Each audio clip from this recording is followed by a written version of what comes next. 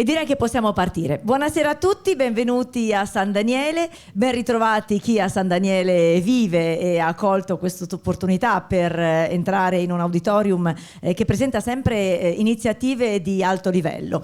Come speriamo questo appuntamento del giovedì prima di tutto che giunge al suo 10° incontro, 1 anno e 2 mesi di attività, di storia, possiamo dire così, durante la quale ospiti illustri si sono susseguiti per raccontarci il loro punto di vista, le loro esperienze e la loro conoscenza in merito a fatti di attualità, di grandissima attualità, ma anche non solo fatti, attività, iniziative, e trasferendoci la consapevolezza in diversi ambiti, dandoci la possibilità di conoscere soprattutto realtà del nostro territorio che potevano in quel momento esserci oscure o comunque non abbiamo avuto mai la possibilità di approfondirle. Questo è il senso delle iniziative del giovedì prima di tutto, ideato, voluto fortemente dall'Istituto di Credito Prima Cassa FVG, che vuole dare risalto ai valori del nostro territorio, ma dare la possibilità a tutti, quindi anche al pubblico, a chi non è un addetto ai lavori,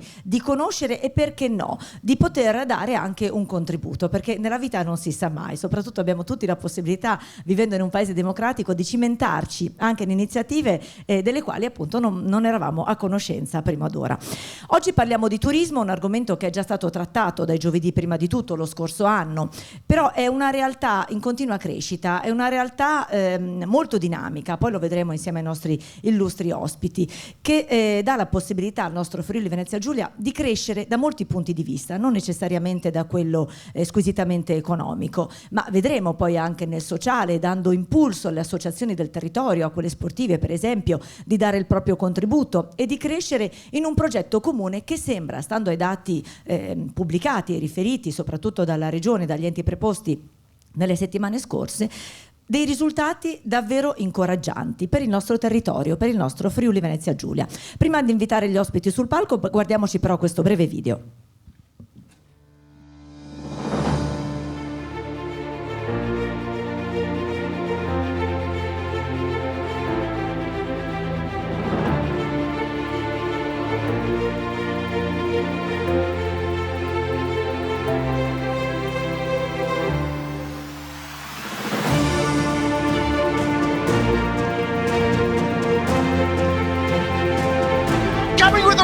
Milan takes it from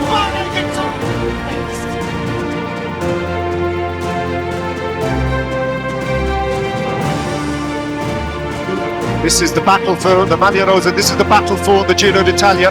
She comes on stop, drops a chain.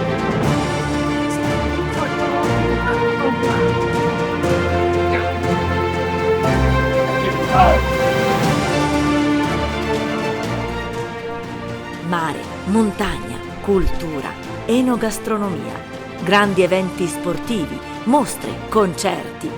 Il Friuli Venezia Giulia è una regione in cui il turismo è in forte sviluppo, fino a rappresentare la voce più importante nell'economia del suo settore terziario.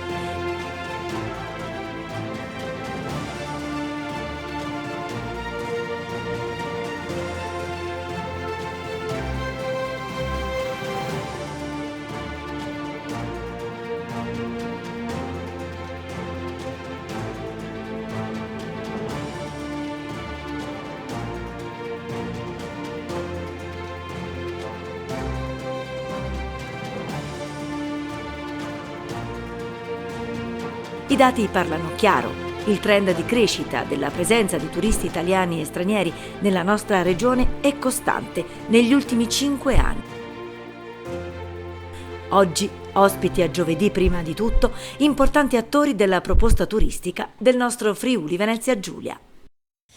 Con noi ci sono Pietro Federico Delaini, amministratore delegato di Bella Italia EFA Village, che chiamo sul palco, insieme con Angelo Floramo, che è vincitore del premio Nonino 2024, scrittore, storico e docente, e Paolo Urbani, project manager del Giro d'Italia. Benvenuti.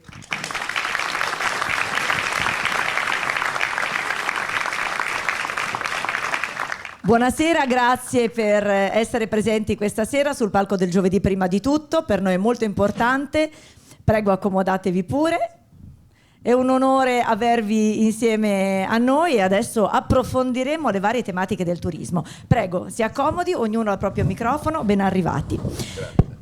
Abbiamo visto delle immagini bellissime del nostro Friuli Venezia Giulia, di luoghi molti dei quali già conosciamo, molti dei quali sono ancora scoperti, ma soprattutto abbiamo visto una serie di attività. C'è stato il focus su degli aspetti del turismo, come si diceva prima, legati al turismo, legati al territorio, alla cultura, al mare, alla montagna, all'enogastronomia e alla cultura. Quindi tutti insieme questi ingredienti fanno del nostro prodotto turistico, quello del Friuli Venezia Giulia, un prodotto davvero esclusivo, motivo per il quale i dati sono cresciuti in maniera, se vogliamo, anche esponenziale, soprattutto negli ultimi 5 anni. Partiamo con il neo nominato premio Nonino 2024, il dottor Angelo Floramo. Rinnovo i ringraziamenti per essere con noi. Lei, oltre ad aver scritto un'infinità di libri, uno più bello dell'altro, immagino che il pubblico abbia avuto occasione di capire qual è la bellezza dei testi che il dottor Floramo ci ha regalato. È qui in doppia veste, in veste di storico, quindi un addetto ai lavori della nostra parte, della nostra proposta culturale del turismo. Lei è anche appunto referente scientifico della libreria guarneriana qui di San Daniele, tra l'altro, quindi testimonia il valore della cultura per il nostro territorio, un valore riconosciuto a livello internazionale, peraltro, perché sappiamo essere meta di turisti e addetti ai lavori che arrivano da tutto il mondo, ma anche perché è un grande cultore della proposta enogastronomica del nostro territorio. Quindi già 2 aspetti del nostro turismo che vanno avanti di pari passo, che coesistono. Qual è il comune denominatore? Buonasera a tutte e a tutti, grazie sicuramente per l'invito. Io sono profondamente convinto da sempre che la cultura passi attraverso il piatto e passi attraverso il bicchiere. Un territorio è capace sempre di esprimersi attraverso i suoi saperi e i suoi sapori. È un vecchio gioco che amavano già nel Medioevo. Quando tu riesci a far transitare su di una tavola imbandita e una tavola fiorita quello che il territorio è capace di suggerirti, il suo paesaggio, la terrosità dei suoi vini, la bontà dei suoi frutti, quello che può essere raccolto nel mare o nei fiumi o nelle montagne, nei boschi, sai che in quel momento tu stai attraversando un territorio che è carico di memoria. La memoria passa attraverso la tradizione molto spesso si fa enogastronomia. La nostra terra è una terra che da secoli è stata vocata a questo. Se pensate che il secondo libro stampato in Friuli, proprio all'inizio dell'epoca della stampa, è un trattato di ricette del patriarca, la dice lunga di un popolo che sapeva riconoscersi anche nell'elemento dell'ospitalità, della capacità di condividere quello che ha, di spezzare il pane, no? come si diceva un tempo, che è un gesto quasi sacrale, e di metterlo a disposizione dell'ospite che visita, conosce, sa, esperisce e se gli piace chiaramente ritorna. Quindi l'enogastronomia, importante testimonianza del nostro territorio, che viene dunque apprezzata dai nostri turisti, non solo tout court per il valore, per il gusto di quello che viene proposto, ma lei crede che nel turista ci sia anche questa forma di ricerca della storia e quindi di un valore che va al di là del gusto del prodotto che assaggia, che beve o che degusta? Ma io sono convinto di sì, ed è sempre più così. È finito il tempo del turismo mordi e fuggi, dello sciamare del turista che arriva in un luogo, lo esperisce semplicemente in maniera molto epidermica. Sempre di più si vuole rimanere sul territorio e chiedere che gli esercenti o chi si occupa di ospitalità abbia la possibilità di offrire il pacchetto compreso, tutto compreso, cioè la possibilità di guardare un affresco, di visitare una chiesa, i mosaici di Aquileia, e nello stesso tempo assaggiare per esempio quella bontà che il territorio è capace di restituirti e che lo rende davvero unico, che rende quelle cose come l'espressione più alta di una tradizione che è anche secolare. A me capita come turista in giro per il mondo di chiedere l'emozione della bellezza delle cose che vedo, e vorrei che tintinnassero dentro il bicchiere e mi restituissero anche l'abboccato giusto. Il Friuli fa la stessa cosa, da tanti anni la sta facendo, la fa in maniera mirabile, c'è tutto un mondo che si esprime a questo favore, lo racconta, lo canta, diventa folklore, diventa poesia, festival, cultura, e quindi tutto questo chiaramente è la spezia giusta per rendere ancora più appetibile un territorio. Lei si è dedicato gran parte della sua vita, dei suoi studi alla storia medievale, ma non solo, anche al nostro territorio, ad una storia di confine, che è quella poi che appunto le valsa il premio Nonino quest'anno, no? Quindi una storia di contaminazione, una storia di incroci di culture, che ha fatto sì, peraltro, che anche Trieste, abbiamo visto quanto è stata rivalutata, che ha fatto sì, e vedremo poi nei dati che ha reso noti la nostra regione, che quest'anno sono ancora in crescita ma devono ancora essere diffusi, quanto il turismo culturale, in particolare di Trieste, proprio sia cresciuto. Perché legata a questo concetto di Mitteleuropa, perché legata a questo concetto di contaminazioni, di cui lei parla nei suoi libri, ma non solo nei libri, ma ha fatto sì che appunto ci fosse quasi una traduzione, chiamiamola così, dai testi nella vita pratica, dare risalto anche a quelle persone, a quei personaggi, a quegli attori del turismo di cui parleremo anche più avanti, che sono pedine fondamentali, a quelle donne che, di cui parla appunto e che ha presentato al premio Nonino, che hanno dato voce alla storia e che continuano a darlo e che sono delle pedine fondamentali per lo sviluppo turistico, per quanto si possano definire da un punto di vista tecnico ed economico micro realtà. Sì, ma la riscoperta della microrealtà è quanto di più appetibile e interessante ci possa essere. Viviamo in un mondo che è così frastornante, così confuso e spaventoso, che richiedere anche soltanto un momento di decompressione in un contesto che è capace di essere accogliente.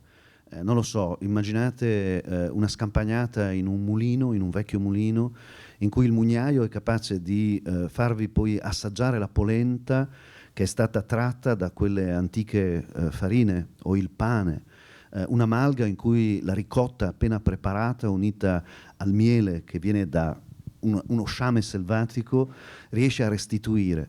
Allora tu hai la sensazione che in quel momento non stai soltanto mangiando. Noi esseri umani abbiamo una competenza che va al di là della necessità, dobbiamo riuscire a capire quello che facciamo, non mangiamo soltanto per riuscire ad alimentarci, così come non ci accoppiamo soltanto per riprodurre la specie, abbiamo bisogno di emozionarci in queste cose. Farlo attraverso la bellezza anche dell'accoglienza è un valore imprescindibile, e sempre di più queste piccole realtà che vanno riscoprendo la specificità locale restituiscono tantissimo. Lei citava Trieste prima, penso a Gorizia con il suo prosciutto in crosta, penso al figo moro per esempio di Caneva, antichissimi vitigni nella zona di Valeriano, sono sapori che potevano sembrare dimenticati, ma con la dedizione, l'attenzione, la passione degli apicoltori, dei viticoltori, di quelli che riscoprono l'antico ceppo di alcune pecore, la transumanza,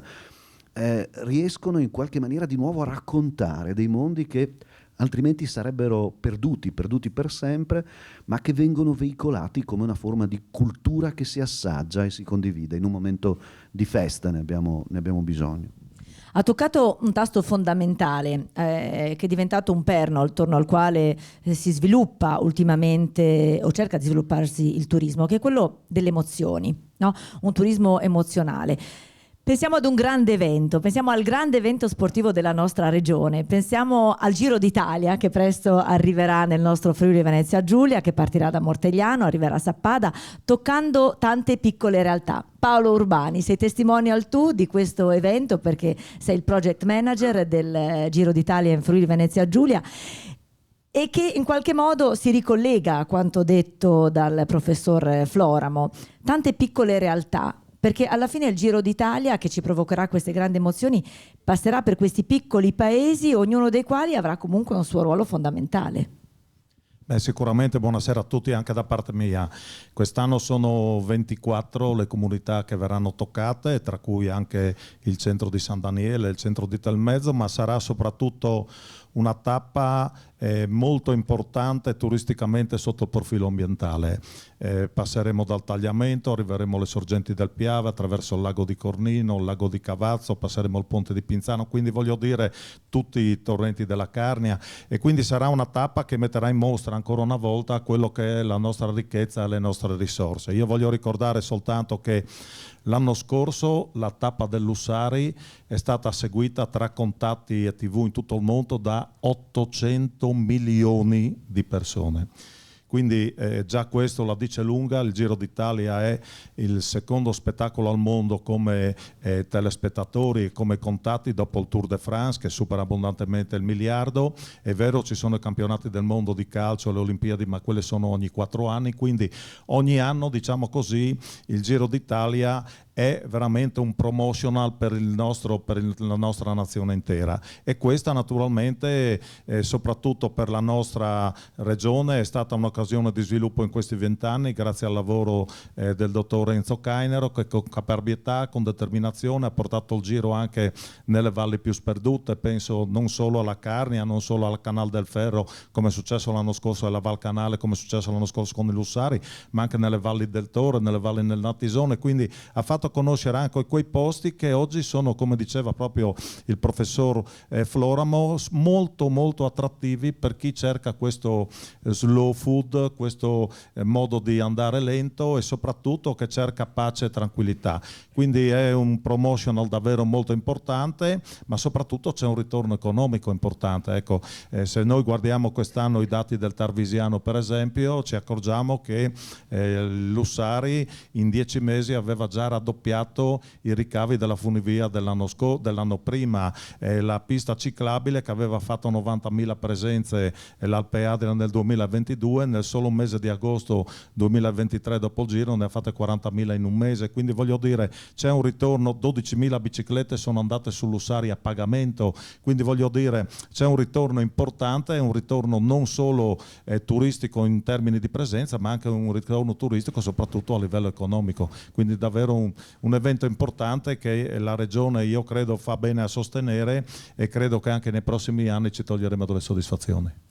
Poi torneremo sullo sport come volano per il turismo. Tu tra l'altro sei stato uno dei pionieri nella nostra regione, perché quando eri sindaco di Gemona fossi tu a portare avanti il discorso di Sportland, no? Quindi di un territorio che diventava punto di riferimento per gli sportivi con importanti testimonial, e un progetto che continua ad essere vivo e vivace. Sì, sicuramente nel 2009, quando sono diventato sindaco, anzi già nel 2008 in campagna elettorale, avevo contattato proprio il dottor Renzo Cainero, perché diciamo così, forse per Gemona, per la mia città, era tempo di voltare pagina, e quindi essere la capitale del terremoto ormai era guardare al passato, e dovevamo anche fare un qualcosa per il futuro della nostra città, e ci siamo chiesti cosa poter fare. Ecco, avevamo l'importante presenza che c'è tuttora dell'università con scienze motorie, e quindi ci siamo detti perché no, perché non proviamo a fare questa città dello sport. Il progetto nasce all'inizio come Gemona città dello sport e del benstare. Avevamo aggiunto questa parolina benstare per differenziarci un po' da tutte le altre città dello sport. Poi con l'evoluzione che c'è stata abbiamo chiamato Sportland, perché sono stati coinvolti altre comunità, altri paesi, e quindi mettere sempre il nome di Gemona non andava bene perché non rappresentava più tutto il territorio, ed è uno sport che anche l'attuale amministrazione, cioè un progetto, scusate, che anche l'attuale amministrazione sta portando avanti. Naturalmente la presenza di atleti importanti, tra cui voglio ricordare nel bene e nel male Oscar Pistorius, che è quello che per noi ha fatto decollare in quel momento il progetto, anche grazie al dibattito che c'era se poteva correre con le persone normali oppure no e quant'altro. E quindi poi sono arrivati gli altri atleti sudafricani, il campione del mondo Wout van den Kerk, che viene ancora a allenarsi a Gemona, e quindi tutti questi campioni hanno portato un interesse, e naturalmente nel 2016 la città di Gemona è diventata per la prima volta nella sua storia città turistica, e questo naturalmente ha fatto creare una piccola economia che continua anche grazie appunto al passaggio, come dicevo prima, della ciclovia Alpe Adria, che attraversa la città e che quindi ha fatto sorgere bed and breakfast, piccoli ristorantini e quant'altro, che oggi rappresenta una piccola economia, un'economia diversa per la città che non aveva mai rappresentato nel corso dei secoli. Grazie Paolo. sport e anche turismo sociale. Il turismo è un ambito secondo me straordinario perché, come stiamo già verificando, ma come vedremo anche più avanti, si presta a dare spazio ad una serie quasi illimitata di attività, di sfaccettature, di sfumature, di iniziative. Tutto quello che muove masse è turismo. Bisogna capire che cos'è che fa muovere queste masse, come le fa muovere, per quanto tempo le fa muovere. Per questo è nata anche la scienza del turismo, no? Perché si studia anche all'università. Fatto sta che sociale e sport sono due leve, due motivi per cui le masse si spostano e generano quindi turismo.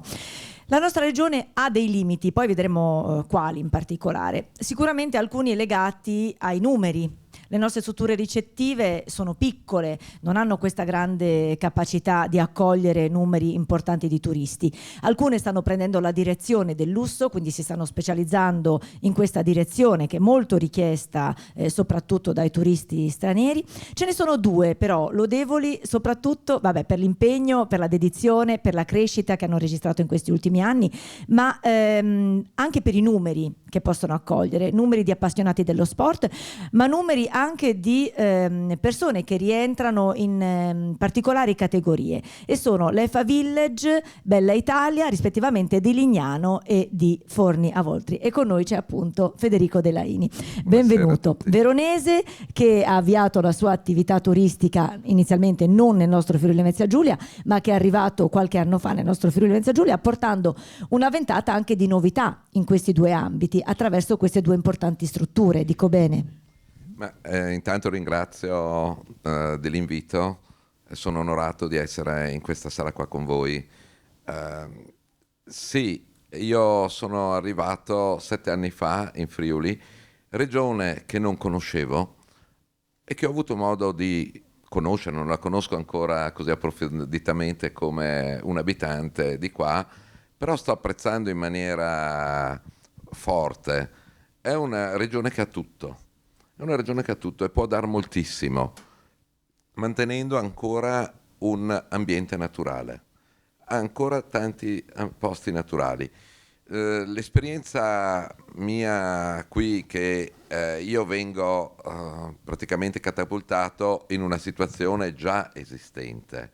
Quindi chi ha ideato con grande lungimiranza questi villaggi già 20 anni fa aveva capito come sarebbe stata l'evoluzione del turismo. Il turismo, che parliamo adesso, lo sport, l'enogastronomia, il turismo di tutti i tipi, ha avuto una grandissima evoluzione negli ultimi 30-40 anni. Da vacanza unica all'anno che facevano i nostri genitori ancora, che andavi al mare 2 settimane, 3 settimane, ed era questa.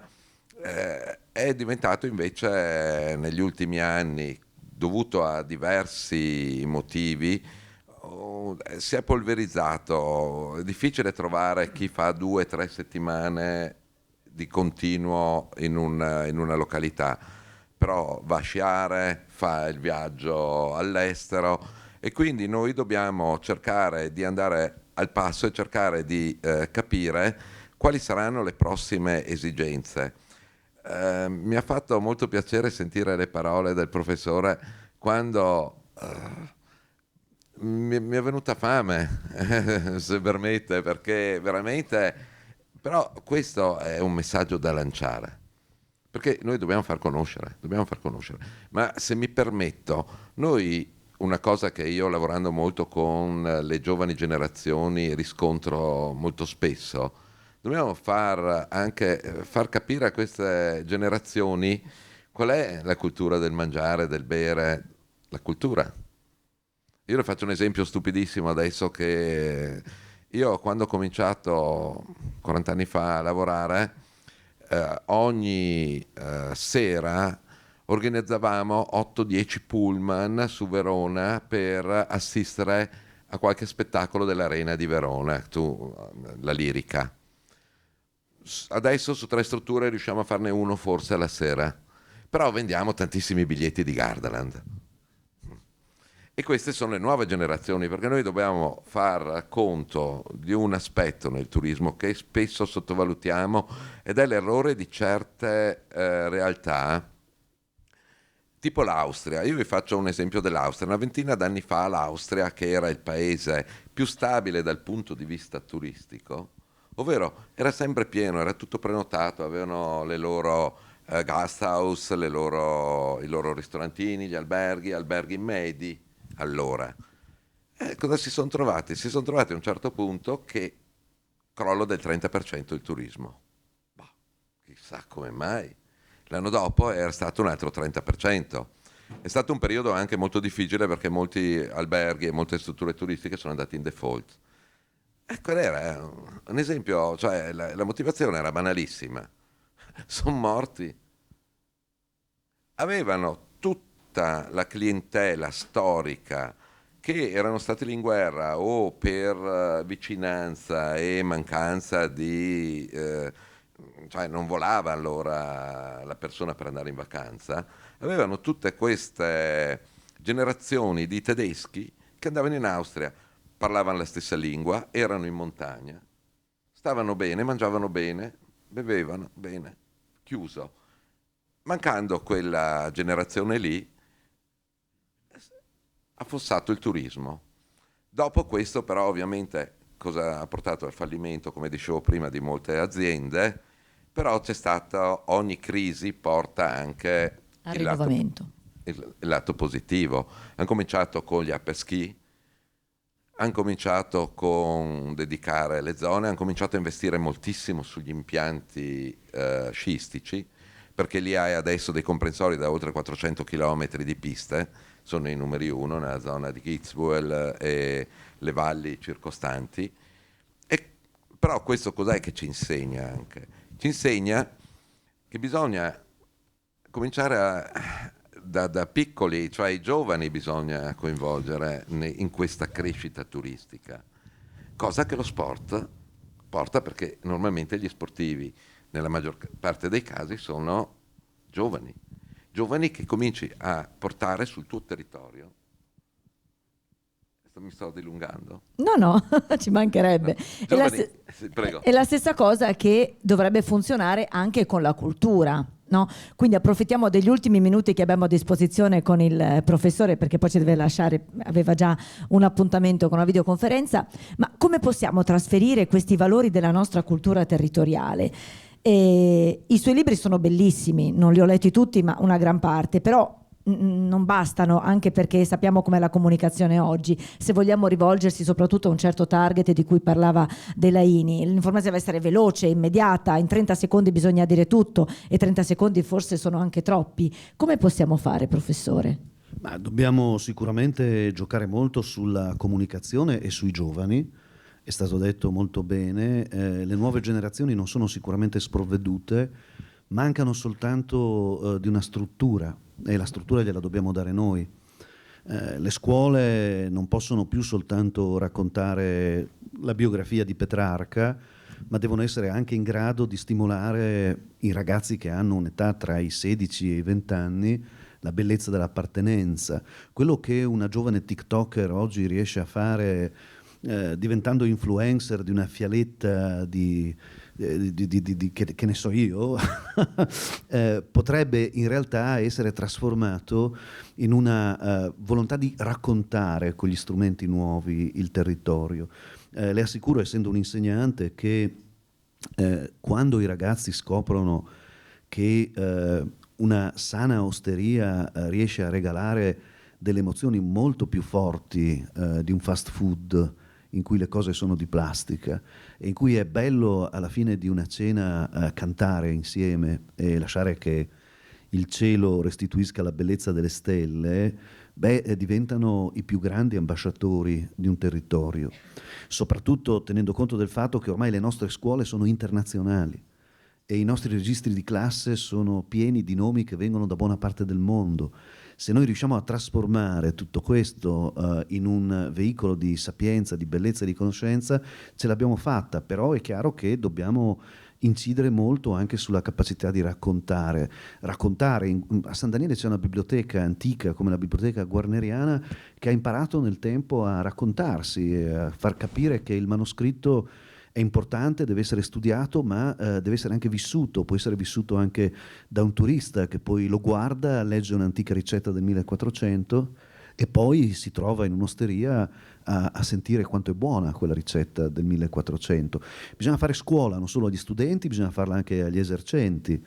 Riscoprire il modo di raccontare il territorio in maniera nuova per arrivare lontanissimo, anche attraverso le nuove tecnologie. Poi dopo chiaramente su TikTok non si assaggia niente, non posso leccare lo schermo di uno smartphone per L'avevano fatto come pesce d'aprile, non so se l'avete esatto, visto. Esatto, quindi sfruttare quell'architettura lì e quella comunicazione lì per tornare sul territorio, per uscire dal telefonino e capire che quella può essere una chiave di presentazione, un biglietto di presentazione, però poi il territorio è quello che è capace di raccontarti tutto il resto. E quindi il suo suggerimento è lasciare spazio ai giovani. Sempre, di questo ne sono più che convinto, e raccogliere le loro istanze che sono quotidianamente istanze di svecchiamento, riuscire a svecchiare la scuola e l'università in questo modo e aprirle al territorio, una scuola che esplode sul territorio, che fa ricerca di laboratorio, che trasforma il territorio in un laboratorio. Si può fare tutto, la scuola è un luogo in cui i saperi possono condividere intersezioni infinite.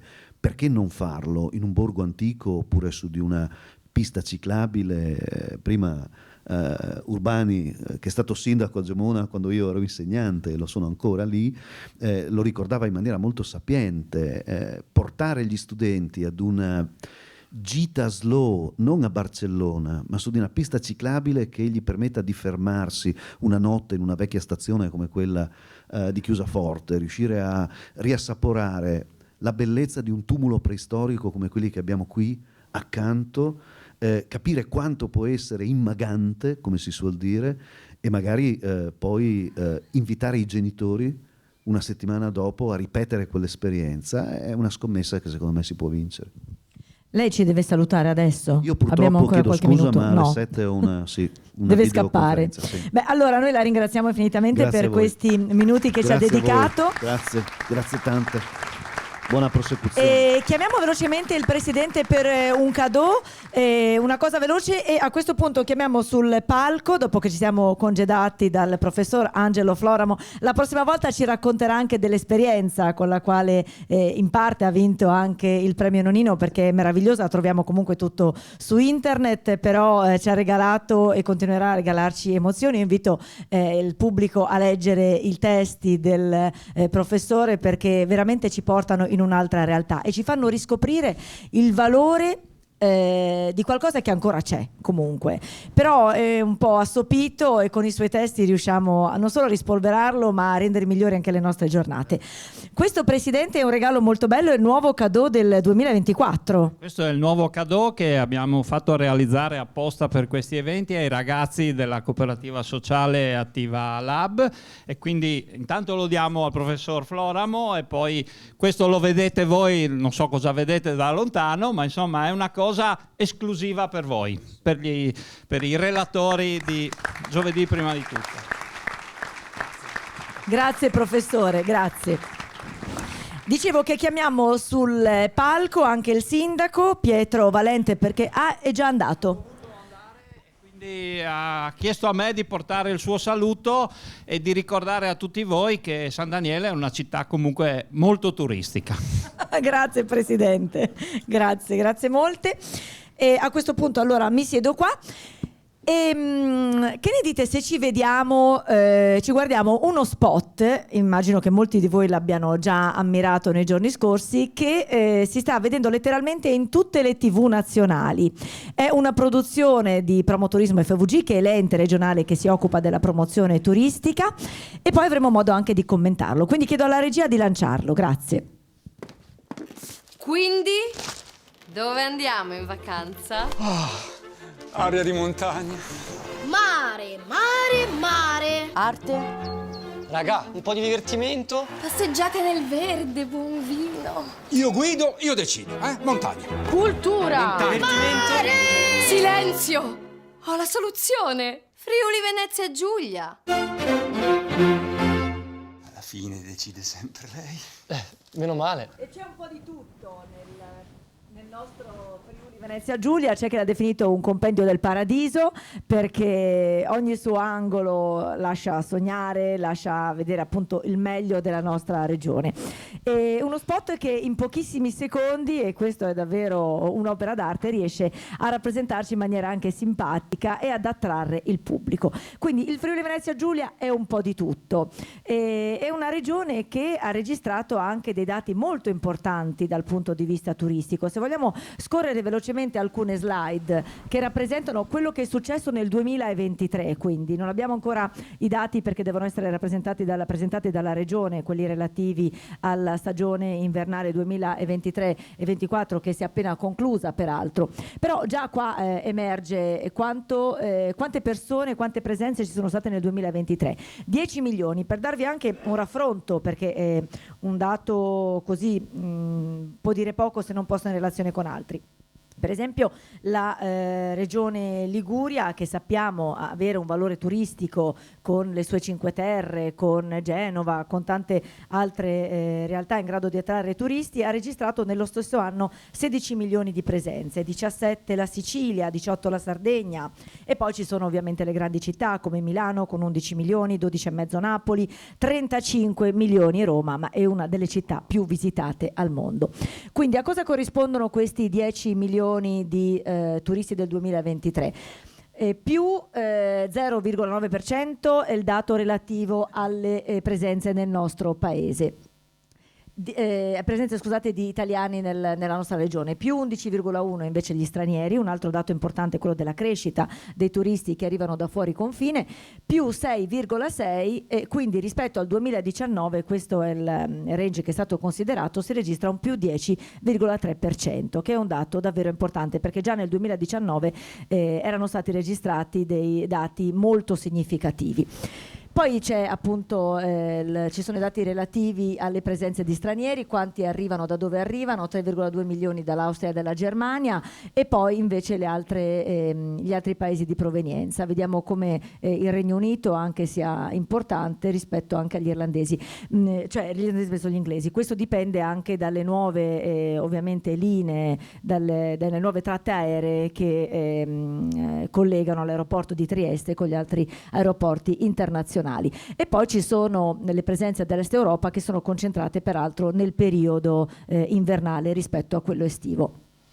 Gli arrivi in Friuli Venezia Giulia, quindi abbiamo già visto quali sono i paesi di provenienza. Un altro dato che qua non abbiamo voluto mettere, ma il fatto appunto che siano cresciuti in particolare gli americani rispetto al quinquennio precedente, anche questo è significativo, e sembra che l'attrazione principale sia quella legata proprio all'enogastronomia. È un tipo di turista, un target che si rifà a questa nostra proposta turistica, e per questo stanno crescendo anche le strutture, ma anche la stessa Promoturismo ha affinato, comunque sta strutturando in maniera significativa anche questo suo spin-off, che è la Strada del Vino e dei Sapori, che organizza delle iniziative anche su San Daniele ma su tutto il territorio regionale legate proprio alle proposte enogastronomiche. E i dati invece del turismo invernale, sapete che abbiamo 6 poli turistici invernali, tutti in grande crescita, e nei quali la regione sta portando avanti degli investimenti piuttosto importanti, non ultimi quelli realizzati in occasione degli EIOF, che sono le Olimpiadi giovanili che si sono svolte nei 6 poli sciistici invernali appunto nel gennaio del 2023. Qua possiamo dare una lettura veloce ai dati, e ricordando sempre come qualcuno rimane spesso stupito da questo dato, il turismo in montagna abbia una componente molto più significativa nella parte estiva rispetto a quella invernale. Il rapporto, la proporzione circa è di 65-35, 65 di fatturato nella parte estiva, 35 nella parte invernale. E questi appunto sono gli investimenti che verranno attuati su tutto il territorio. La regione, non abbiamo purtroppo un rappresentante dell'attuale governo regionale o comunque anche degli addetti ai lavori, però sta investendo molto sulla parte appunto della nostra montagna, sui 6 poli che vedete elencati qui. E possiamo andare avanti. l'estate del turismo, abbiamo delle mete che sono incredibilmente belle, che sono Legnano Sabbiadoro e Grado, oltre che Trieste, anche se il supporto nel turismo e l'apporto turistico per la nostra regione Trieste è prevalentemente quello legato alla cultura e all'enogastronomia, e anche qua i dati sono significativi rispetto soprattutto al 2019. E possiamo andare avanti. Vediamo come effettivamente, perché tutti i dati positivi, no, che possono sembrare quasi anche non veritieri, come effettivamente in Italia si sia registrato un calo, non una crescita, non un aumento, meno 1,4% rispetto invece alla nostra crescita globale, cioè di tutte le località, mare, montagna e cultura, che è del più 1,9%. Vediamo appunto qual è stata la crescita. Prima parlavamo di Trieste in particolare perché è la città sulla quale la regione sta puntando molto. Sono arrivate anche le navi da crociera negli ultimi anni e quelle sicuramente hanno dato un impulso di crescita ancora più importante. Quindi le città, e si parla dunque di cultura e di enogastronomia, più 16,4%, che è un dato particolarmente significativo. E poi direi che possiamo anche chiudere con i dati perché poi diventano anche noiosi. Forse era l'ultima slide questa. Sì, penso di sì, e quindi ecco, questi sono altri dati a margine relativi in particolare anche ad alcune attività. Questo però è importante per far capire come possa essere diversificato il turismo. Non a caso si parla di target. Cosa sono i target? Sono quelle categorie che identificano un determinato tipo di turista. Quindi c'è il target di giovani che sceglie un certo tipo di mete, c'è il target di meno giovani, c'è il target di sportivi, c'è il target di appassionati di cultura, ed è quello di cui si sta parlando con i nostri ospiti proprio ora. Il target vostro, quindi quello del Giro d'Italia, effettivamente è un target molto variegato, Paolo, perché l'appassionato del Giro d'Italia è appassionato di sport, e quello che sceglie le nostre località per praticare lo sport va dai 18 fino ai 70 e oltre anni. Sì, sicuramente è un target variegato, anche se diciamo i giovani chiaramente, come ricordava prima anche Delaini, voglio dire, sono molto attratti soprattutto dai grandi eventi, dagli eventi in cui c'è questo pathos, questa emozione che li porta a vivere la gara o a vivere la competizione come una cosa grandiosa anche per la loro vita, insomma, ecco. E quindi le tappe importanti che hanno fatto, insomma, l'anno scorso Lussari, gli anni precedenti lo Zoncolan, che Enzo Cainero ha saputo in questi anni creare dal nulla, no? Questi eventi così importanti hanno portato anche sotto il profilo poi appunto dei contatti, ricordavo prima gli 800 milioni di contatti, che sono soprattutto da parte dei giovani, perché i giovani vogliono rivivere queste emozioni, vogliono competere anche loro, ma soprattutto vogliono cimentarsi in quello che fanno i grandi campioni. E quindi non è a caso per esempio che il comune di Tarvisio metterà una stele in ricordo di Roglic dove è partito, perché chi arriva a Tarvisio oggi vuole partire esattamente da dove è partito Primož Roglic e fare esattamente lo stesso percorso che ha fatto lui per misurarsi col tempo con questo grande campione. Ecco, questo fa sì che diciamo così, soprattutto da parte dei giovani ci sia questo, tra virgolette, permettetemi, questo scimmiottare i campioni, questo comunque andare dietro, diciamo così, questi grandi eventi che portano sì che molti appassionati, una volta poi smesso di correre, fare le competizioni eccetera, prendono semplicemente ormai la bici elettrica, prendono semplicemente, diciamo così, altre vie, però vogliono sempre ripercorrere quello che hanno fatto i grandi campioni. Questi grandi eventi hanno portato non solo nel ciclismo, penso anche alla Barcolana, hanno portato grande lustro nella nostra regione. La regione, come diceva il dottor Enzo Cainero, che tutto si può copiare, tutto si può replicare, quello che non si può replicare è un territorio. Oggi noi abbiamo un territorio e lo spot è proprio centrato quello che ha fatto adesso Promoturismo. Abbiamo un territorio che abbraccia il mare, le montagne, le colline, l'arte, la cultura, l'enogastronomia, un po' tutto, e va proprio nella direzione in cui oggi il turista è alla ricerca. Ricordava bene prima Delaini che non si fanno più le 3 settimane al mare con gli ombrelloni e quant'altro, c'è un turismo più corto, c'è un turismo in cui il turista è alla ricerca di vivere sempre sempre emozioni nuove che passano magari anche solo per l'enogastronomia, e questo fa sì che la nostra regione in questo momento è diventata veramente molto appetibile, e io credo che nei prossimi anni assisteremo ancora all'andare avanti di questi numeri, a condizione che ci siano però degli operatori disposti, perché oggi sappiamo molto bene che manca soprattutto la manodopera, no? Un altro dei limiti è un legati proprio allo grosso sviluppo. limite per noi sono i posti letto, e sono soprattutto anche la manodopera, perché naturalmente c'è necessità di manodopera che dovremo per forza di cose importare. È proprio così. Prima di arrivare a questo argomento, però, anche se il dottor Delaini non piace parlare di numeri, però due gliene chiederei, vale a dire, quali sono le masse che movimentano le sue strutture, tutte, se più o meno ci può dare questo ordine di idee, e quante invece quelle del Friuli Venezia Giulia? Sempre di sua gestione. Non li so esattamente. Secondo me bleffa. Com'è? Secondo me bleffa. No. A livello di gruppo facciamo oltre 4 milioni di presenze, 4 milioni e mezzo, e qua in Friuli abbiamo superato le 500.000 presenze. Siamo arrivati che erano 220.000, abbiamo superato le 500.000. Però complimenti. La seconda domanda invece, tornando proprio all'argomento di cui si parlava ora con Urbani, è la forza lavoro. No? E prima diceva il professore che dobbiamo coinvolgere i giovani, però i giovani, dati statistici alla mano, abbiamo parlato in un passato incontro del giovedì prima di tutto, sono sempre di meno, è un dato inconfutabile purtroppo, quindi sì, dobbiamo cercare di tenerceli stretti e di coinvolgerli nel settore turistico, come in altri settori economici vorrebbero succedesse lo stesso, ma al momento non ci sono. Come fa lei, per esempio, a sopperire a questa carenza di manodopera? Lei tocca un argomento al quale io sono molto sensibile, in quanto lavorando anche in altre realtà a volte inorridisco quando si presentano dei giovani la preparazione, specialmente sulle lingue. In Italia non si studiano le lingue, e questo noi possiamo fare anche promozione, possiamo volerci far conoscere dappertutto, ma se non sappiamo comunicare, cosa facciamo? Col telefonino, col traduttore automatico? Non ha lo stesso valore.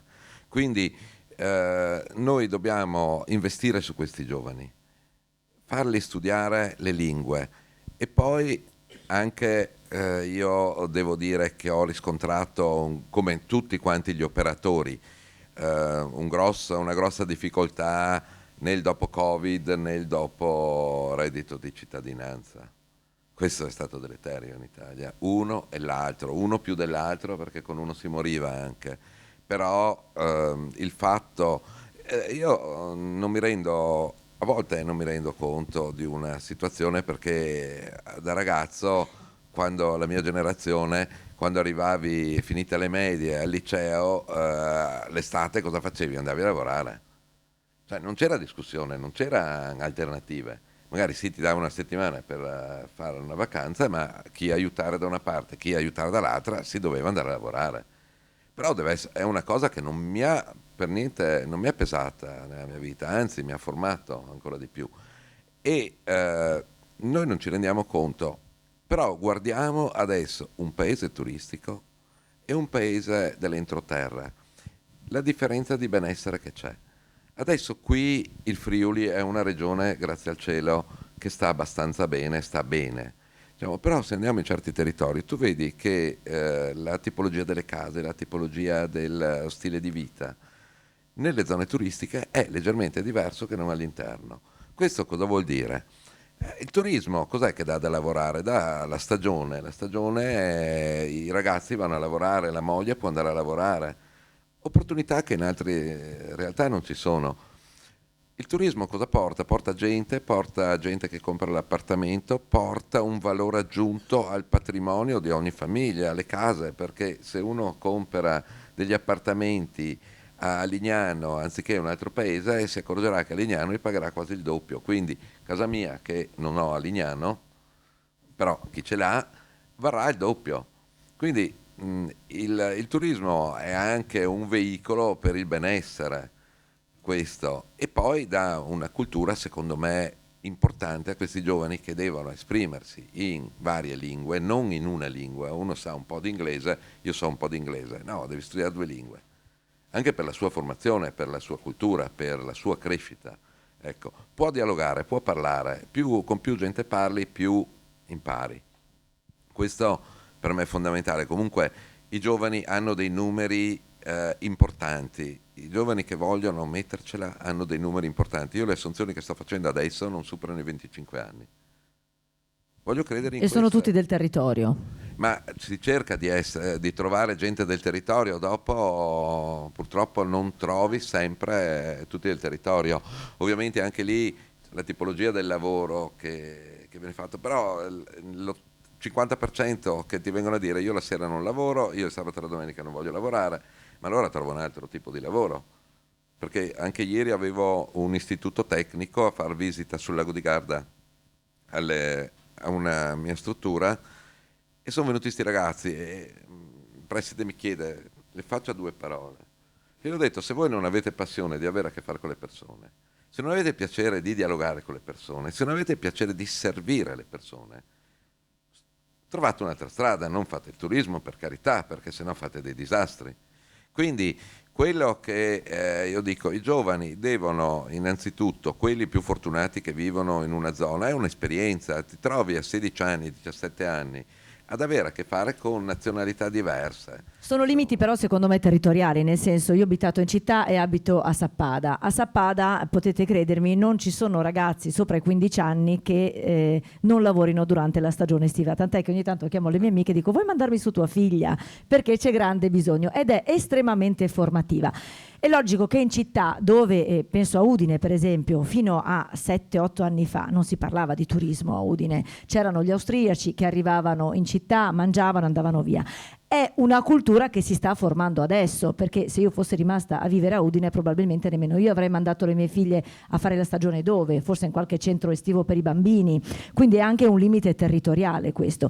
Certo è che se è vero che deve essere la scuola a lanciare questi messaggi, la cosa forse ci preoccupa perché sappiamo quanto possono essere lente certe istituzioni. Pensiamo però al privato, i nostri dirigenti di prima casa lo sanno, c'è una realtà da noi che si chiama Danieli che molto astutamente ha aperto una scuola, creandosi il suo bacino di dipendenti per il futuro, perché logicamente quello succederà e non è pensabile che una grande realtà come la sua, che movimenta queste masse, possa creare anche un ente di formazione.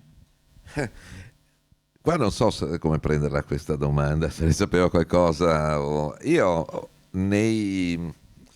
ci ho rinunciato perché nell'esperienza che sto avendo in questi anni, e devo sempre ringraziare questa possibilità che ho avuto perché ho avuto modo di conoscere un turismo che io prima non conoscevo, ma faccio riferimento solamente a quello della disabilità, che è un settore, il mondo paralimpico così, che ti dà tantissimo. Magari in termini economici ti dà meno di un altro settore, però a livello umano, personale, sinceramente è stata una grande scoperta per me. E ovviamente abbiamo anche molto incrementato e stiamo incrementando. Non mi ricordo più la domanda. No, dicevo, l'idea di creare lei una struttura formativa, no, però capito. dice che non ha avuto un attimo di scoramento. Non volevo rispondere, speravo che se la fosse dimenticata anche lei. No, ma che? Io mi sono reso conto che c'è molta gente che pratica sport e magari il dottor Urbani mi può forse confermare, o forse mi sbaglio, una mia impressione, perché io sto parlando solamente su esperienze personali, non su altri dati, solo su quello che ho vissuto io, sulle mie sensazioni e come la vedo io nel mondo del turismo.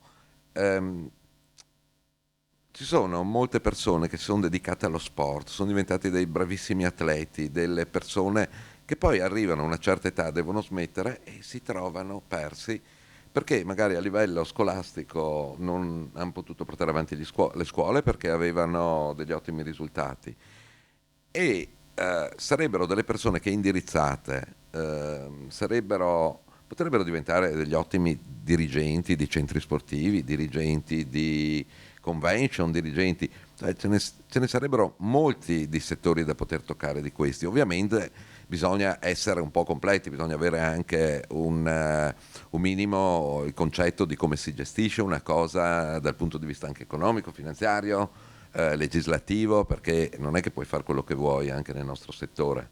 E quindi mi era venuto in mente, ho detto facciamo dei corsi. Avevo contattato anche delle università, erano delle università che erano disponibili e mi piaceva.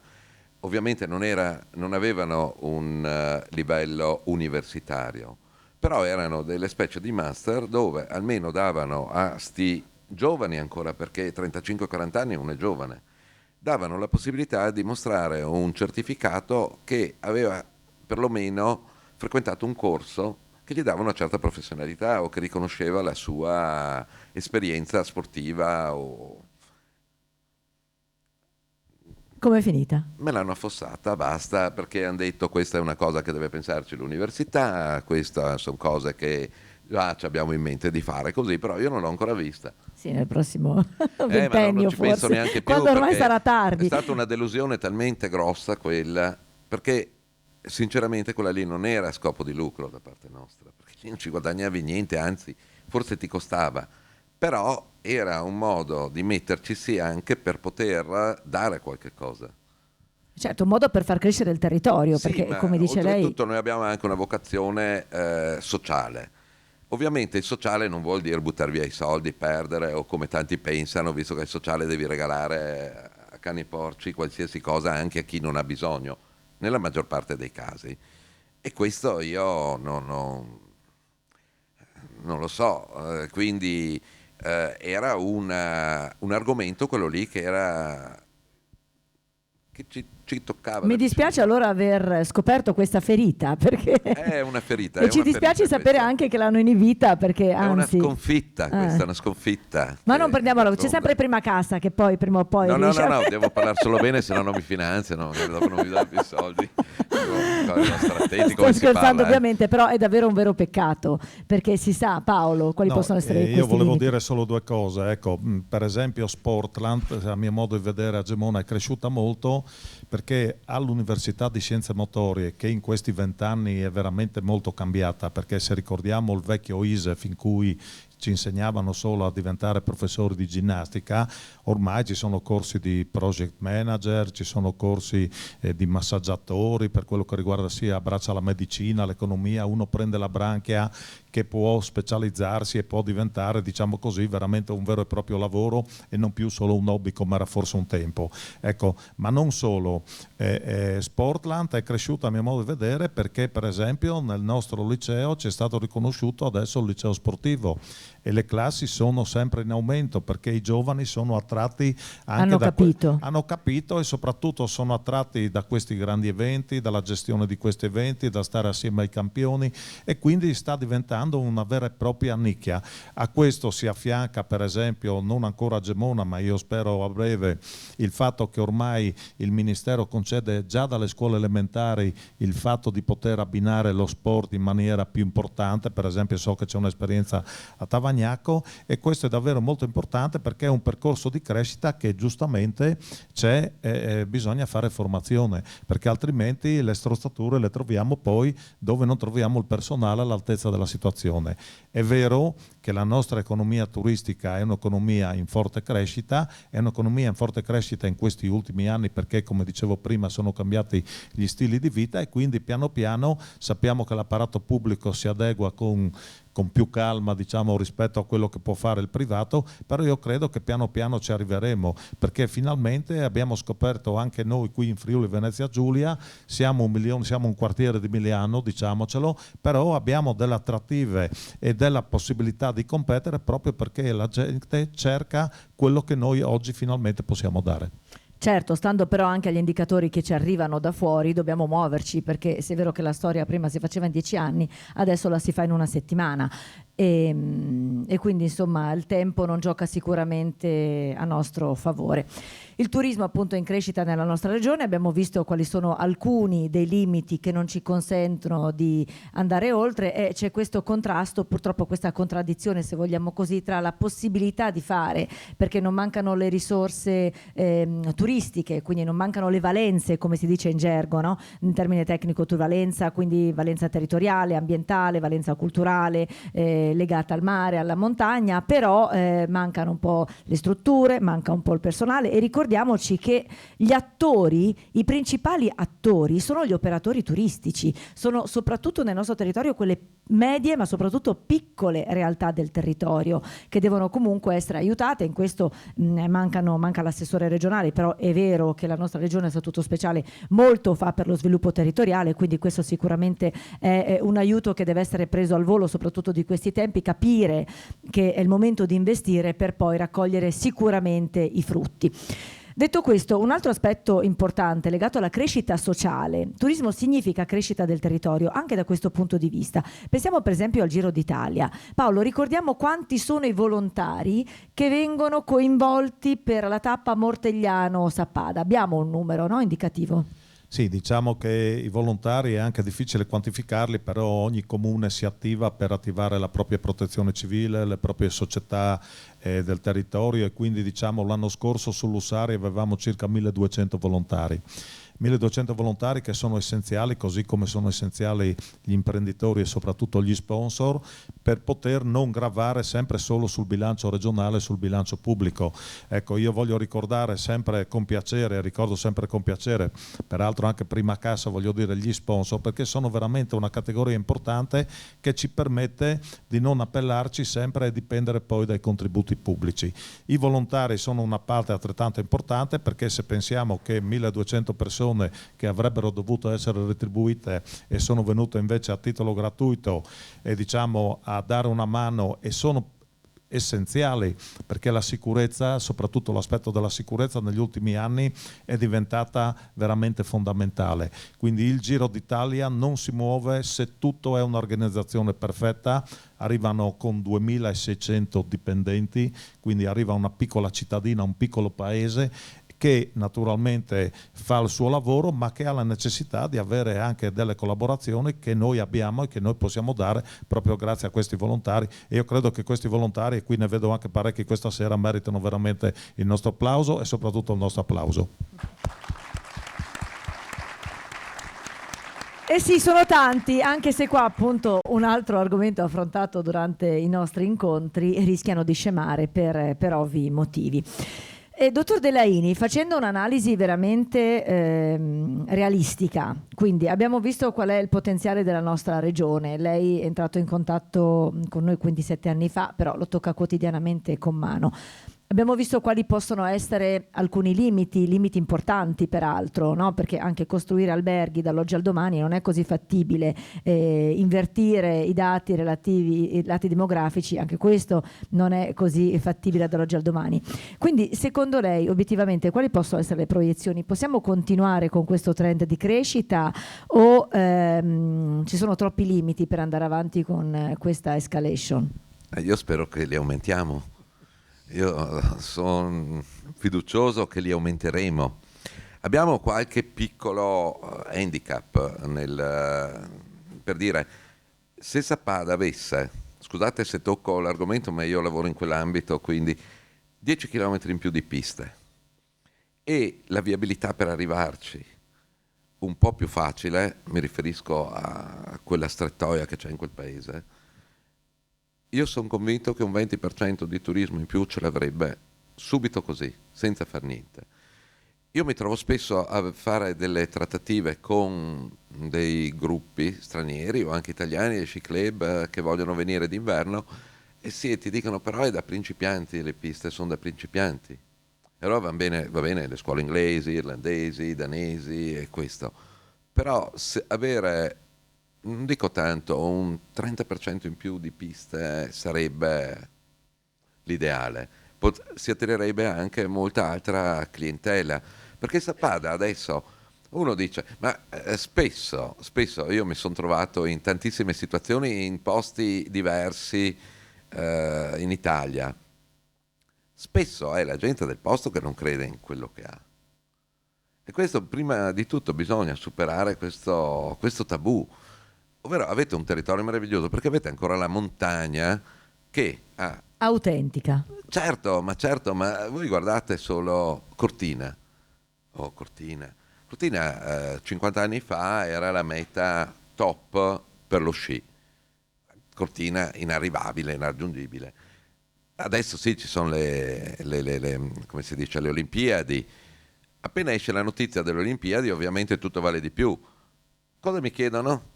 Mi offrono 7 alberghi in vendita a Cortina. Cioè hanno aspettato il momento delle Olimpiadi per dire aspetta che lo piazzo. Chissà che magari il Polo arriva e dice sì, ci saranno le Olimpiadi, succederà chissà che cosa. No, quella è una località che sì, per carità, è sempre Cortina, è sempre bellissimo, è uno scenario alpino meraviglioso, però turisticamente non vale più niente Cortina. Vendo più facilmente un gruppo di ragazzi inglesi Sappada che Cortina. Quindi valutiamo anche tutti questi aspetti. Sì, c'è un attenuante, e lei lo sa che Sappada è passata in Friuli Venezia Giulia da pochi anni, quindi diciamo rispetto ad altri poli dove la regione ha investito anche negli anni passati, adesso è arrivato il momento sicuramente. Però ecco, il suo punto di vista è questo, quindi non tanto la carenza di personale, c'è molto da dare. Non tanto le strutture ricettive, quanto piuttosto investimenti sul territorio. Questa potrebbe essere la chiave di svolta. Sì, anche perché noi dobbiamo pensare che ragioniamo con dei termini qui, risposta che le do, 10 milioni di presenze, delle quali una gran parte turismo marittimo. Ma quanto è lunga la stagione qua? Se ci sono ancora degli alberghi chiusi, adesso, e se il 15 di settembre mi trovo già i negozi chiusi, i ristoranti chiusi a Lignano, non nel paesino sperduto. Dobbiamo anche pensare che bisogna investire per avere.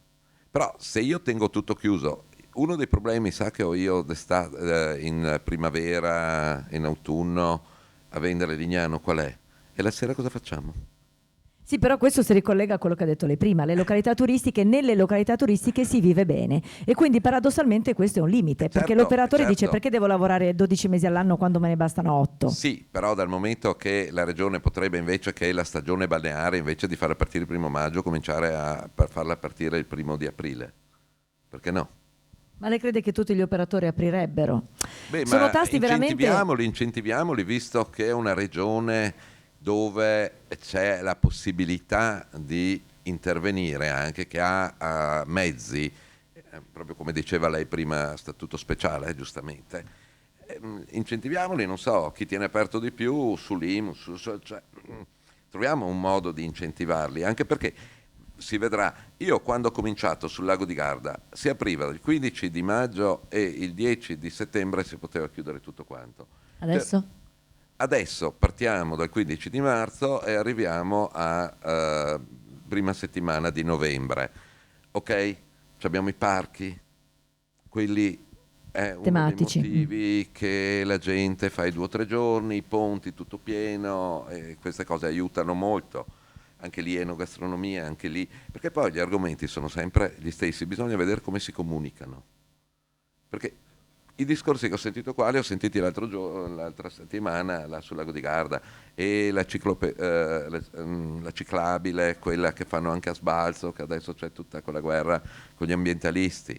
A torto ragione non lo so, io sono favorevole, perché crea sviluppo e il territorio va anche sapientemente sfruttato. È come dire le piste da sci, mi tagli 4 piante, allora tieni le piante, però dopo non venirti a lamentare, però io regione non ti do niente a te. Non so, bisogna essere anche realisti nelle cose. Sì, non possiamo mica continuare, cioè, da noi si dice ovo gallina e non posso dirlo, non puoi avere tutto a sto mondo, quindi bisogna anche cercare di essere, non distruggere, però sfruttare il territorio, perché il turismo che cos'è? Mangiare, bere, divertirsi, star bene, guardare il bel tramonto. Però è anche un paradosso, se vogliamo, è una contraddizione, nel senso, abbiamo sentito prima e vorrei che ci fosse una riflessione di ognuno di voi su questo argomento, no? Che vi mettesse sia nei panni del turista ma anche nei panni di quel piccolo operatore. Lo chiedo anche al dottor Delaini, nel senso che prima il professor Floramo ha detto quanto è bello vivere delle emozioni. Le emozioni chi te le dà? Te le dà la piccola trattoria, te le dà il piccolo localino, te le dà il piccolo evento, la sagra di paese, te le danno tutti questi condensati, diciamo così, caratteristici di cultura e tradizioni di una gente, di una comunità, di una località. Però il turismo cosa ti chiede adesso? Ti chiede, come diceva giustamente il dottor Delaini, ti chiede di destagionalizzare. Quindi ti chiede a quei piccoli commercianti, a quei piccoli operatori turistici di non ritagliarsi quegli spazi propri familiari per dedicarsi all'attività. Voglio arrivare a dire che un altro limite del nostro territorio, che è un limite e però è anche il valore aggiunto, sta proprio nel piccolo imprenditore che si dedica a questa attività, ma che ha anche una famiglia e che anche dice: perché devo lavorare 12 mesi all'anno quando me ne bastano 8? Però bisogna fare i conti con quello che si ha. Lei crede che queste famiglie, quindi questa attività a conduzione familiare, dirigo un consorzio turistico, quindi cioè, io la vedo come lei, però bisogna anche capire chi sta dall'altra parte. Nel senso, come si può chiedere a un operatore turistico, una famiglia che gestisce un albergo in queste piccole località della nostra montagna, che ha 2 figli piccoli, l'unico mese per portarli al mare è giugno, chiedergli di aprire il 1° giugno? Dice: cosa faccio? A differenza di tutte le altre famiglie che vengono in vacanza qua, non porto i miei figli al mare. Questo è il ragionamento. Hanno un altro che mestiere. Ha un torto collo. Però, non lo so, però perché, quelli sono. Cioè, è come dire, se chiudiamo le loro attività, chi rimane? Sì, ma bisogna anche, qui stiamo parlando, si vuole sviluppare? Certo. O si vuole essere solamente dal punto di vista sociale poverino? No, però bisogna essere obiettivi anche con i limiti. Tutti. No, ma cioè, bisogna anche essere consapevoli. Anch'io sono venuto su da bambino, da ragazzo, che in casa mia vacanze d'estate non se ne parlava. D'inverno c'era la scuola, quindi le vacanze che cos'erano? Era che il pomeriggio, quando avevi finito di lavorare, andavi a fare il bagno con gli amici al mare. Cioè, un minimo. È giusto quello che lei dice, è giusto, Sì, però l'analisi va fatta con quello che si ha. Bisogna vedere cosa si vuole, però a me dà fastidio quando dopo tutti quanti dicono: quest'anno speriamo che arrivino i turisti, guardiamo, tutti che mi chiedono adesso, me l'avranno chiesto in 150, la crisi in Germania, cosa porterà dalla Germania? Stai tranquillo, la Germania non porterà niente, perché 2 settimane fa ero anche a Francoforte, c'erano 250 charter tutti pieni, che andavano ovviamente nessuno in Italia, perché là su 300 voli ce ne sono 3 in Italia, il resto sono tutti quanti in Spagna, Canarie, Baleari fra un pochettino e Turchia. Per dopo non lasciamoci tirare in ballo col discorso l'Albania, tutti quanti. Non sono venuti in Friuli, sono andati in Albania. No, in Albania sono piccoli numeri. In Albania siamo ancora a medioevo del turismo. Qualcheduno però che ovviamente gente giovane che gioca sui social, e quindi dopo ovviamente anche un certo giornalismo italiano, perché guardiamo anche la promozione che viene fatta in Italia. Se voi guardate, a me nervosisce moltissimo una cosa. Io guardo il telegiornale, leggo il giornale, quando è il 1° di agosto comincia l'estate. Porca miseria, cioè. Ma stiamo scherzando? Il 1° di agosto comincia l'estate. L'estate è cominciata a marzo. Però loro fanno riferimento solamente a quello che è il turismo italiano in Puglia, in Campania, in Sicilia e forse quelli che ci vanno in Sardegna. Questo è l'Italia. Noi non c'entriamo. Il Nord Italia nel sentiment nazionale del turismo non esiste. E guarda caso, i numeri. 10 milioni di presenze, cosa sono? Facciamo come più di certe regioni dove il Veneto ne ha fatti 71 nel 2023. Sì, va bene, ma il Veneto sempre nord però. Ma c'è il lago di Garda. No, scherzo, dai. Sicuramente. No, ma dico, bisogna anche stare molto attenti a come dopo si va a promuoversi. Cioè, per l'italiano, diciamo, per Roma, Lago di Garda, Friuli, Cavallino, Jesolo, non esistono. Un po' la Toscana, perché faceva un po' snob andare in Toscana. Anche lì, variazione. Avevamo cominciato prima con il discorso enogastronomico, gli agriturismi, ti do le 4 travi di legno, ti do il bell'ambiente. Stanno andando male tutti. È cambiata la mentalità, sono cambiati i bisogni, i desideri della gente. Quindi bisogna stare molto attenti, secondo me bisogna prevenire un attimo quello che è quello che sarà la prossima esigenza turistica. E sicuramente lo sport, perché i genitori sono contenti se i figli fanno lo sport. Lo sport è fondamentale, sta crescendo, c'è stato Covid, post-Covid, Covid distrutto tutto, 2 anni e mezzo, perché fino a giugno del 2022 noi abbiamo subito il Covid nel mondo dello sport, perché non c'era la possibilità di aggregarsi e cose del genere. Dopodiché c'è stato la normalizzazione, le associazioni che avevano perso i ragazzi che magari a cavallo di quegli anni che potevano fare così 2 anni non hanno partecipato agli eventi, non hanno continuato lo sport ad allenarsi così, c'è stato un po'. Adesso ricominciano le federazioni a riorganizzarsi, le associazioni si stanno mettendo a posto, quelli che sono sopravvissuti vanno avanti. Quello è un turismo sano, oltretutto. Un turismo che poi cosa fa? Vengono i genitori, non è solo il ragazzino, traina. Come paraolimpico, ci sono gli accompagnatori, ci sono gli altri. Molta gente dice, non conoscevo io questa località. E dopo scopri che vengono in vacanza. Magari non da me, perché ci sono dei momenti, sinceramente, io dormo lì qualche volta e dico, ma come farà un turista a venire qua, scusa, non è famiglia, quel casino che fanno i ragazzini, giustamente, le scuole, tutto questo mondo qui. E quindi bisogna anche un po' fare tutta una somma di queste cose e cercare di investire su questo. Sì, anche sui giovani che poi avranno altri 50-60 anni, fidelizzati loro. Volete che vi faccia sia ridere? Sì. La interrompo. Una delle cose ispiratrici è stata nel mio modo di lavorare, che quando io ero bambino mi divertivo vivendo sul lago di Garda, avevo un amico vecchio perché aveva già più di 70 anni, io avevo 10 anni, 11 anni, e con lui, questo contadino, facevo l'orto, mi ha insegnato tutto l'orto, so fare qualsiasi operazione nell'orto, anche cambiare, far su una pianta 3 frutte diverse. E un vecchio pescatore, e questi mi dicevano, ricordati nella tua vita, in dialetto veronese, ma spero, mi hanno detto, ricordati che sono vecchio, io sono vecchio, ma non ho mai visto allevarli i vecchi. Io non ho mai visto allevare i vecchi. I vecchi devono finire, allevare.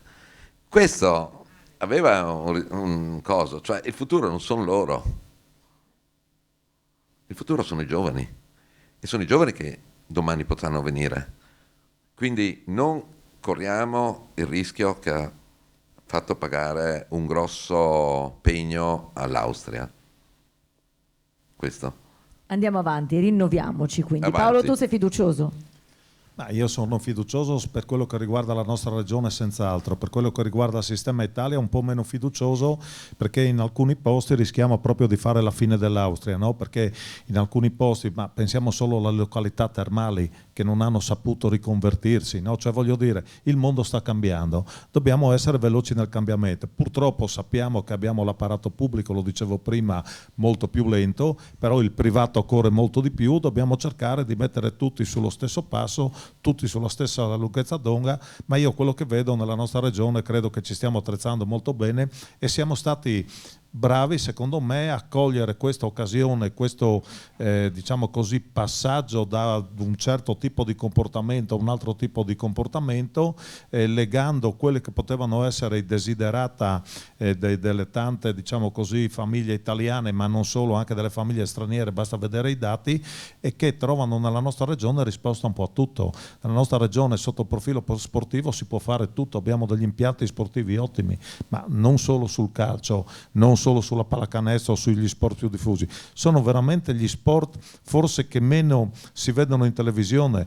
Voglio ricordare soltanto che nella mia Gemona, per esempio, si tengono ormai da anni i campionati mondiali di deltaplano, di parapendio, che sono sport sì minori, ma che muovono tantissime persone. Tanti sport di nicchia, tutti insieme. Tanti sport di nicchia, esattamente. Numeri. Quindi, siccome abbiamo questa possibilità, abbiamo il territorio che offre queste possibilità, dal kayak all'arrampicata e quant'altro, dentro nelle nostre montagne, voglio dire, possiamo approfittarne veramente. Io credo che stiamo andando verso la strada giusta. È chiaro che naturalmente occorrono le competenze, occorrono la formazione, occorre una formazione continua, però io credo che insomma dobbiamo aspettarci nei prossimi anni soprattutto che la nostra regione ospiti ancora dei grandi eventi, perché questi grandi eventi poi fanno da volano. L'abbiamo visto col ciclismo, l'abbiamo visto con la barcolana, l'abbiamo visto in tante altre occasioni, lo vedremo probabilmente anche a Cortina con le Olimpiadi, perché questi grandi eventi, c'è la candidatura, no, dei 3 confini per le Olimpiadi invernali, speriamo sia la volta buona.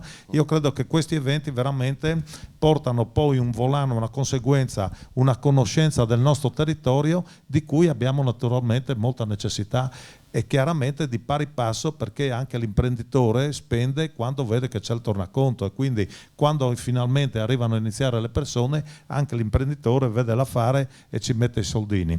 E quindi accanto alla regione che in questi anni ci ha creduto, i risultati ci vedono, io credo che di pari passo poi porteremo avanti, io credo tutti assieme, anche sempre naturalmente con i tanti volontari e le tante persone che si mettono a disposizione non solo nelle associazioni sportive ma anche nelle tante pro loco, che naturalmente in questo momento soffrono, perché il volontariato in senso generale in questo momento sta soffrendo, ma io credo che anche ai nostri giovani dobbiamo far capire che bisogna lavorare e mettersi tutti insieme, e qualche volta non ci deve essere solo il tornaconto. Esatto, anche per il passaggio generazionale, che è un altro tema che riguarda soprattutto le piccole località. Potremmo andare avanti a parlare per ore, e quindi vi invito già a un prossimo incontro di giovedì prima di tutto, magari quando avremo anche i dati del 2023-2024, che speriamo, insomma, quelli turistici della nostra regione siano sull'onda di quelli presentati questa sera. Io ringrazio i nostri ospiti, quindi il dottor Federico Delaini, e vi invito anche a guardare, chi non conoscesse le due realtà, se non altro a studiarle in internet sui vari siti, e poi andare anche a fare una visita, perché sono veramente incredibili, e andandoci fate un tuffo proprio nella gioventù, sono due realtà meravigliose. E poi saluto anche Paolo e rinnoviamo l'invito a tutti quanti a prendere parte a questa grande festa del 24 maggio. Sicuramente, insomma, l'invito è a tutti, venerdì 24 maggio la partenza è da Mortegliano, che è stata colpita peraltro lo scorso anno da una grande calamità. Il primo chilometro infatti non ci sarà gara, Mortegliano sarà semplicemente attraversata dai corridori, perché in questo momento Mortegliano non è in grado diciamo così di rispettare i minimi termini di sicurezza, quindi la gara partirà da fuori Mortegliano nella strada che si va verso l'Estizza, e poi risalirà fino a San Daniele, attraverserà il centro di San Daniele, attraverseremo il ponte di Pinzano, toccheremo la provincia di Pordenone, poi per la strada del Bottecchia, dove onoreremo questo grande campione a 100 anni dalla sua prima vittoria al Tour. Il primo traguardo volante sarà proprio sul cipo del Bottecchia a Peonis, dove il corridore è caduto e poi ha trovato successivamente la morte nell'ospedale di Gemona, e poi andremo su piano piano lungo il tagliamento, attraversando il lago di Cavazzo, giungendo a Tolmezzo, e qui naturalmente a Tolmezzo ci sarà anche l'evento del Giro e-bike che partirà da Tolmezzo per giungere sempre fino a Sappada. Per chi vuole faticare di meno? Per chi vuole faticare molto di meno, anche perché chi fa il giro e-bike non farà il passo Duron sopra Paularo, ecco, poi il giro seguirà, diciamo così, andrà verso Arta Terme, quindi sulla strada vecchia verso Paularo. Ci sarà il passo del Duron, dove c'è il primo Gran Premio della montagna, scenderemo verso Paluzza, poi di nuovo su a Cercivento, che sarà attraversato dal giro per la prima volta con la sua Bibbia a cielo aperto, e dove ci sarà anche un traguardo volante, un secondo Gran Premio della montagna a Ravascletto, poi scenderemo verso Comoglians, ci dirigeremo verso Sappada. Prima di arrivare da Sappada a Piani di Luzza ci sarà l'ingresso nella Biathlon Arena per coniugare così e valorizzare anche questo impianto sportivo, quindi l'arrivo a cima a Sappada al terzo Gran Premio della montagna e la discesa verso la città di Sappada facendo il giro lungo la ciclabile, quindi diciamo l'arrivo sarà in leggera salita e l'ultimo chilometro sarà in leggera salita. Io credo sarà una giornata di festa per tutti, anche perché voglio ricordare la tappa accade proprio il 24 maggio, il giorno in cui piove e mormorava, e quindi ci sarà una folta presenza anche da parte degli alpini, la fanfara della Giulia, un momento di festa per tutti, ma anche per ricordare il sacrificio di tanti italiani. Quindi buon giro a tutti e buona serata a tutti. Grazie a tutti. Grazie a Paolo e Federico. Chiamo sul palco il nostro presidente, il dottor Giuseppe Graffi Brunoro, che consegna ovviamente un cadeau ai nostri ospiti. Abbiamo visto prima il bellissimo piatto realizzato con i ragazzi di Attiva Lab che riporta i colori della banca, ma prima cedo il microfono al presidente. Io intanto recupero i cadeau perché le chiedo appunto di commentare quanto è stato detto. Commentare quanto è stato detto è praticamente impossibile e le sollecitazioni sono state tante. Un'unica considerazione, poi ho altre due comunicazioni quasi di servizio da fare. La sollecitazione è quella che il grande lavoro che è stato fatto, di cui ci ha parlato Urbani, cioè Sportland è un progetto che è partito 20 anni fa. Credo che la vera sfida sia quella di anticipare i tempi, quella di avere il coraggio di investire. Hai usato un concetto: non deve essere solo il tornaconto quello che muove certe dinamiche. Quando tu e Cainero avete fatto questo ragionamento, certo c'era anche la prospettiva economica, ma c'era una volontà di inventarsi un domani per una comunità che doveva appunto rinnovarsi e guardarsi in modo nuovo. Ecco, io credo che forse mi sono appuntato, no? Operare nel turismo, certo che è faticoso, perché bisogna lavorare quando gli altri fanno festa, e questo probabilmente è un tema che facciamo un po' fatica, come dire, ad accettare, a condividere. I miei capelli bianchi mi fanno, anche le mie estati erano quasi completamente lavorative.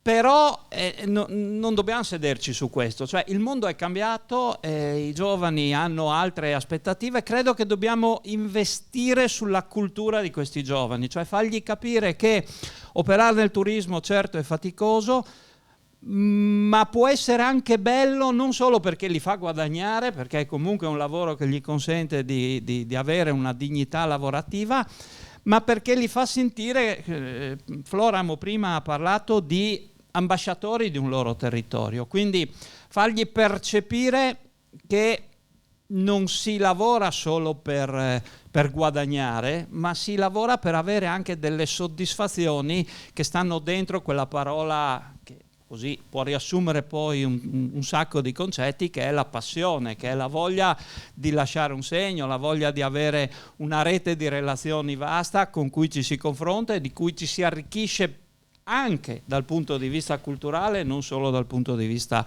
economico. Ecco, per chi ha voglia di fare questo, Prima Cassa c'è. Noi stiamo facendo questi eventi del giovedì prima di tutto, ma ne facciamo anche tanti altri per provare a far acquisire consapevolezza a tutti noi che, certo, speriamo che la Regione ci dia una mano, ma i primi che dobbiamo attivarci siamo noi, perché se attendiamo dagli altri le cose arrivano, se arrivano molto dopo. Se facciamo accadere le cose noi, insomma, per chi ha voglia di far accadere cose, Prima Cassa c'è. A tal proposito, 2 note di servizio. Uno, segnatevi il giovedì di giugno, 6 giugno, parleremo di risparmio, è materia insomma un po' più vicina al mestiere della banca. Sarà un'occasione importante, la faremo a Codroipo. Segnatevi l'agenda, perché sarà un qualcosa che contiamo di potervi lasciare veramente qualcosa di importante. E poi per i soci, ma anche per i clienti, noi avremo il 22, il 23, il 24, il 22 a Tolmezzo, il 23 a Codroipo, il 24 a San Daniele, l'anteprima del nostro bilancio, sia in termini di numeri bancari, perché comunque vogliamo rappresentarvi quello che è stato il 2023, un anno buono, non possiamo certo negarlo, ma soprattutto vogliamo raccontarvi e riassumervi le tante cose che abbiamo fatto accadere come prima cassa nel 2023, quindi vi aspettiamo numerosi. E adesso diamo gli omaggi ai nostri ospiti.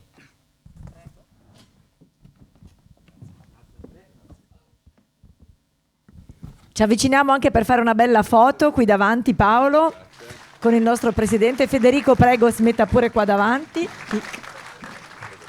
Venite pure qua davanti, eccoci qua, perfetto.